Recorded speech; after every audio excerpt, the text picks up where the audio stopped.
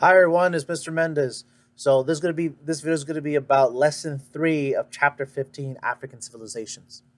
Now, lesson 3, well, actually, let's go back a little bit. So lesson 1 talked about the different regions, the different geographical features of the continent of Africa and early empires. Lesson 2 went a little bit more in detail with those empires and the type of trade and religions that ended up not conquering, but having a influence in that area as well. Lesson 3, the last lesson of this chapter, has to do with African society and culture. Now, this is actually going to be a mixture of how was society and culture in that period of time, and how did it influence society and culture with African immigration and slavery and immigration all over the world. Okay, so again, this is lesson 3, African society and culture. Make sure you are watching this video as you're looking at your slides, okay, so you can follow along. So we got the first slide, African society. So in Africa, most people lived in rural villages. Their homes consisted of small round dwellings made out of packed mud. Again, this is not because they didn't know how to do anything else. It was more because the type of life, the type of environment that they lived in, you didn't want to live in a house or in a structure that was very very hot and wouldn't provide that much shade. So again, it really much adapts to people adapt to where they live. Same thing when it comes to indigenous communities here in the U.S. or the North American continent. Not every indigenous tribe or native tribe is going to be dressed up the same or have the same traditions, because it very much depends on the environment that they grew up on or they grew up in.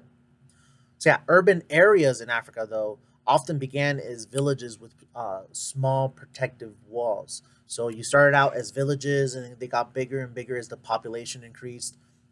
And these villages ended up building these protective walls just so they can kind of show, hey, this is a city with a similar culture and a similar lifestyle. And then we move on into family ties. So when it comes to family ties, people often lived in extended families. These extended families were part of larger social groups known as lineage groups, where these families will be tied upon, oh, we're part of this family, we came from this type of tradition, we came from this type of history, and we share those similarities with cousins and brothers and aunts and uncles and siblings and things like that. Older members actually had more power than younger people. They were seen as elders. Same thing with Shoshone culture. Um, they were seen as elders. They were seen as people to respect and to show love and care for, because these people held a lot of knowledge, and they were the people responsible of teaching the young people about their old ways and their old traditions and cultures and languages. So then we move into Bantu migrations. So Africa's social practices are a result of migrations that began in West Africa around 3000 BC and lasted for about 100 years. Migrants, people that were moving from place to place, known as Bantu, ended up migrated from West Africa and ended up going into South part of Africa and the eastern part of Africa. As they were migrating, as they were moving, they were spreading their farming and ironworking skills along with their languages and their cultures. Bantu villages also were matrilineal, family focused units, meaning instead of focusing on the father or the male figure in that family, it was actually focused on mothers, their power, their influence, their importance in the family, and they were very much in charge of what the family would do, where would they move, what type of food they would be responsible for eating, what type of job the father or the kids were going to be doing later on in life. The mother or the matriarch in the family had that power to influence what was going to be going on for the rest of their lives.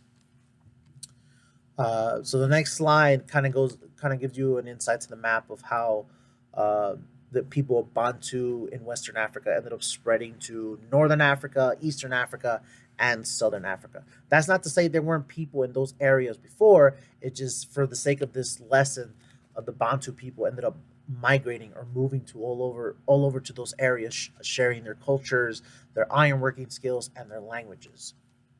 So, how did African children learn and African women play a part in society? So, education was actually the duty of both the family and other villagers. So, instead of saying, oh, our child's going to go over there and they're going to learn, no, it was actually the responsibility of the family to make sure that their kids was getting a really important sense of education importance. And also, every other person in the community or in that village made sure that was supported as well. So, education was a huge thing in that society.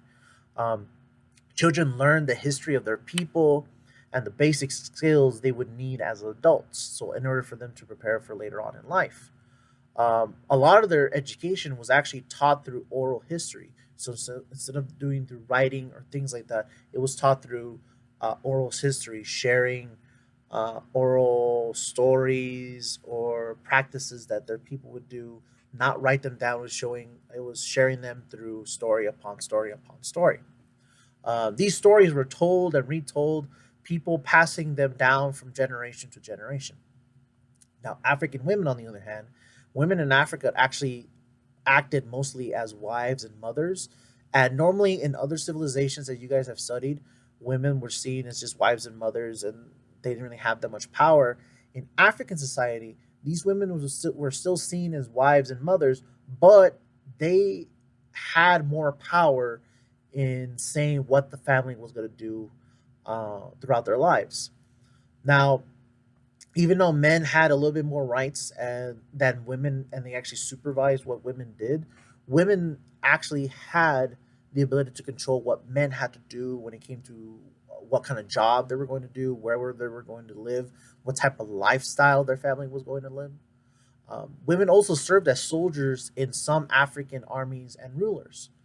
Around the 600s AD or CE, the Queen Dahlia al Kamina led an army against Arab invaders. So she was actually seen as an example of a strong female leader.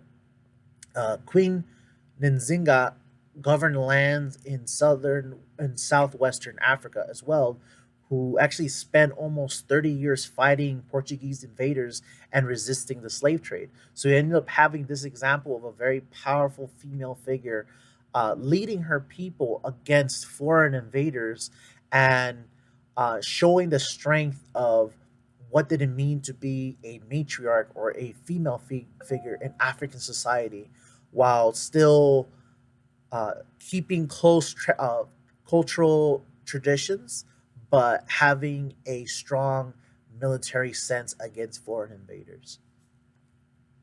So the last part, talking about Portuguese slave trade, this actually goes into um, our discussion of the difference between African slavery and European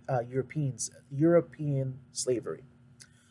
So around 1400 or 1441, a ship from Portugal sailed down Africa's western coast and brought captives back to Europe. This is actually one of the first instances where you had people from a different continent going to Africa, getting prisoners of war, like we talked about, people that were captured during battles in Africa, and them being sent back to where those foreign people came from and used as slaves or used as people to serve other people.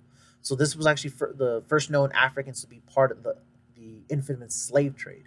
Now, that's not to say that nowhere else in the world was there ever slavery. That's a terrible thing to say, saying that there's no other slavery in other types of cultures. The thing is, there is a difference between African slavery and European slavery. Now, when it came to African slavery, a lot of that actually depended on prisoners of war. Slavery was common in Africa, but was based on war captives and raids, meaning if there was a battle or a war between different villages or different empires, whoever lost, a lot of those people that were in the losing side became prisoners of war or became captives. So they actually had to serve the winners of that war. They weren't seen as slaves based on how they looked like or their culture or their race. They were seen as slaves because, hey, your army, you as a soldier, lost the battle. You're gonna serve us for some time. The lives of enslaved Africans were hard. Not to lie, they were pretty hard, but they were able to win their freedom through work or by marrying a free person. They were just seen as the losers of a battle or the losers of a war. They were seen as a lesser person based on their skin or a lesser person based on their culture. It was just they lost a war, so they had to suffer the consequences in that sense. Um, Muslims, on the other hand, in the African continent, couldn't enslave Muslims, so they would usually enslave other people that were non-Muslims. So you ended up having uh, a sense of slavery based on religion, but mostly because within Muslim culture, you could not enslave another person that followed your own religion as well. Um, and as more Europeans ended up visiting and entering the African continent, Africans ended up became arming themselves using weapons that these Europeans were bringing. So that including guns, and these rifles, these guns were further used to raid other villages to seize captives to sell to these Europeans. So initially starting as, hey, these two villagers are fighting, whoever's the winner is going to turn those loser or those people that lost those loser villages into captives to serve them for some time. It went from that to, hey, we have all these guns now from a different land. Also, we just realized that we would get a lot of money or we would get a lot of trading resources if we just sell a lot of people to those Europeans. Let's do that more. So that was actually more of a sense of African slavery, saying, "Hey, they want workers. Let's capture a lot of people and then sell them to them." They were seen as a sort of trade. This is completely different from European slavery, in which Portugal was the first nation to transport enslaved Africans for plantation reasons, meaning Portugal in Europe, south of or southwest of Spain, ended up not capturing, ended up buying African slaves for plantation reasons, meaning to work on farms or plantations. In the late 1400s, European actually forcibly transported enslaved Africans across the Atlantic Ocean to grow sugar, tobacco, rice, and cotton in North America and South America.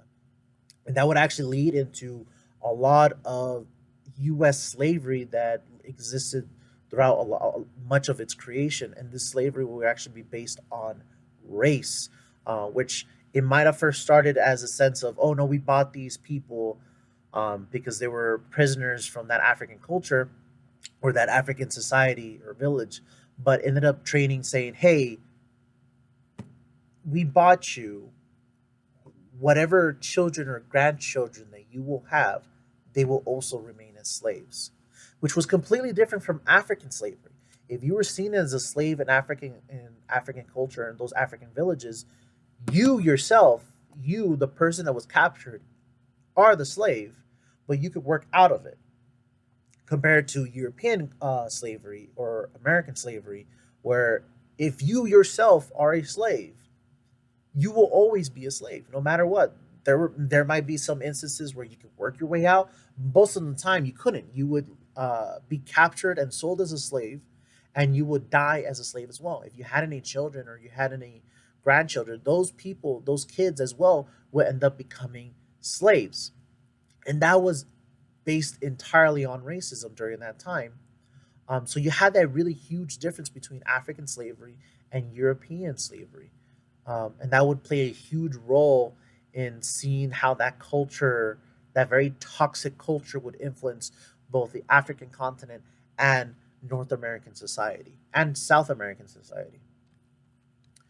So the next slide after the slave trade will actually show you a map on that transatlantic slave route where you had people from Africa being sent to Europe, being sent to Asia, being sent to South and North America in order to be used as a workforce, to be forced to grow foods, rice, cotton, sugars, in order to help other people live better in that sense. It was basically um, taking advantage of people. and ended up going away from seen as a prisoner of war to being seen as you are a slave because you are lesser than who I am. The last two slides, though, actually have to deal with African culture in the continent of Africa and in other places around the world. So, culture in Africa. Africans excelled in many art forms: painting, weaving, wood carving, poetry, dancing, metalworking, because art was actually seen as a way to get more connected to religious purposes. It was seen as a way to maintain and practice your own culture and your own religion.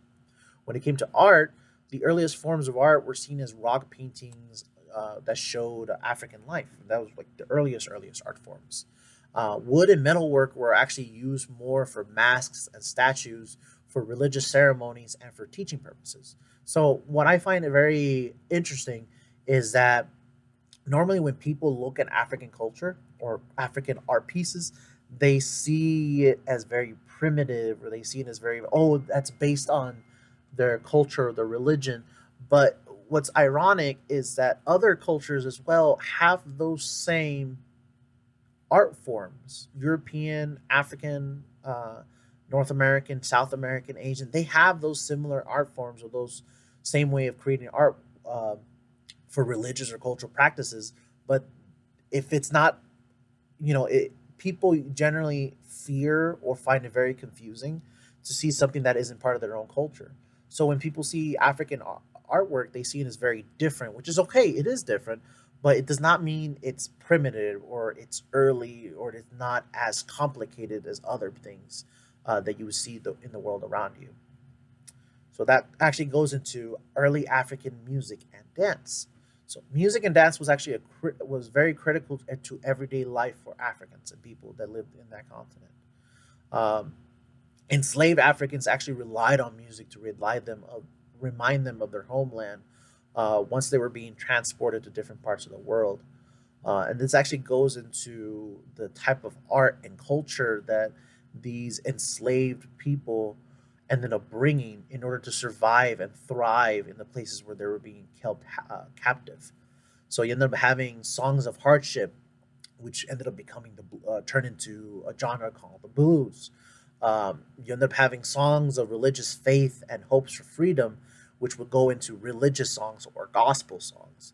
And you end up having songs that would develop into ragtime, jazz, rock and roll, and rap. You have all these different types of music forms that ended up becoming such a big thing within in the areas where they were be kept captive, because it was a way for them to stay strong and survive in those places. Um, it was all tied to African storytelling. A few enslaved Africans escaped and shared those stories wherever they were being held captive. Retelling those stories kept the histories and traditions alive, and it also retold popular stories that focuses on the deeds of famous heroes within their own culture.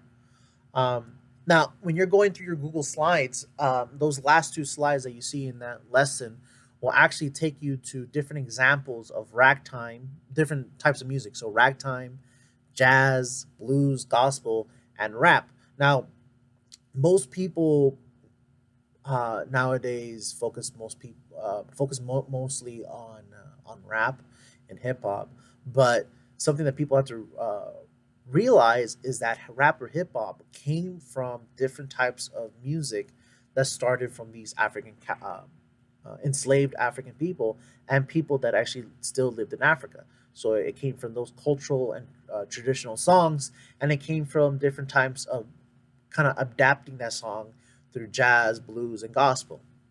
All right. So the main focus of this lesson was to show that yes, in other textbooks and other types of learning, a lot of people just pass over the lesson of Africa or African culture and society just because they seen it. Well, it's not that really much important, and it didn't really influence other cultures that much because they were seen as very primitive. But in reality, it had a huge impact. They were some of the first people to have the biggest empires in the world. If we look throughout history, some of the richest individuals actually were from Africa because of the type of trade and resources they control. The type of culture and religion and artwork and music were seen as huge power centers in that area. So yeah, it's really important to acknowledge the impact that African society has had on the European world, um, Northern and Southern American world, and in parts of Asia as well. It's very demeaning whenever we see a culture and then it push it to the side. It's very important to see the value it has, the influence it has, and the type of culture and traditions that they were able to practice before European invasion and then after European invasion. Unfortunately, the continent of Africa faces a lot of hardships because of this type of invasion and this type of colonization and imperialism. But it's really important to acknowledge that how would a people succeed, or how can a culture succeed, where when it has been constantly invaded and punished and destroyed over and over and over, that eventually it becomes incredibly hard to be as successful as other cultures around the world. But despite those hardships, African culture has thrived so much within our society and within their own society as well, and that all comes from how they handle themselves, how they um, show that they can survive whatever hardship that they were being forced into. And for the purpose of this lesson and for the purpose of this classroom, being here in our indigenous environment is very important to acknowledge that if someone is different, someone looks different, someone has different types of parents or different lineages of parents, it's really important to know that you should not judge them harshly because of how different they are. It's really important to see that they have their own lives, they have their own traditions and their own cultures, but also people can learn from those differences. Um, we live in a world where a lot of people come from different cultures. I myself, my parents are from Mexico, but they come from different cultures within Mexico. My cousin, they come from different cultures within Mexico, but also different cultures within here in the US. It's really important to acknowledge those differences and to learn from them, to really show that even though people are different, we're the same in the same way that we're trying to understand the world around us. So yeah, that's basically what this lesson was about. Lesson three, showing the greatness of African society and the greatness of African art and music and culture, and how it actually influenced the world around us even today. All right. So yeah, this was actually the last lesson of chapter 15. It was only three lessons, a little bit shorter from another chapter.